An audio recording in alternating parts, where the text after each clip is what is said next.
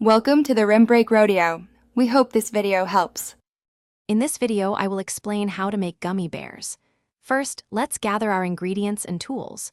You'll need unflavored gelatin, sugar, corn syrup, water, and your favorite flavorings like fruit juice or extracts.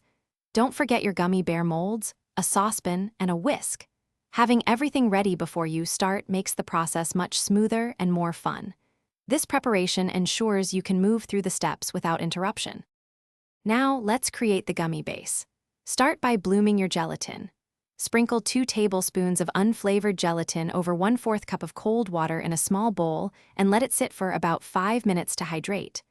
Meanwhile, in a saucepan, combine 1/2 cup of sugar, 1/4 cup of corn syrup, and 1/4 cup of water. Heat this mixture over medium-low heat, stirring constantly until the sugar completely dissolves. Once the sugar is dissolved, remove the saucepan from the heat. Stir in the bloomed gelatin until it's fully incorporated and melted. Now is the fun part. Add your desired flavorings, like 2 teaspoons of fruit extract and a few drops of food coloring to achieve vibrant hues. Mix well, then carefully pour the warm liquid into your gummy bear molds using a dropper or a small spoon.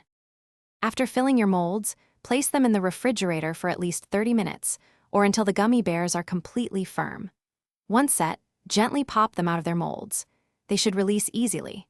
Store your homemade gummy bears in an airtight container at room temperature for up to 1 week or in the fridge for longer freshness. Don't forget to check the description for a link to those fantastic leak-proof containers and other great deals. Thanks for watching. Consider subscribing if we helped you.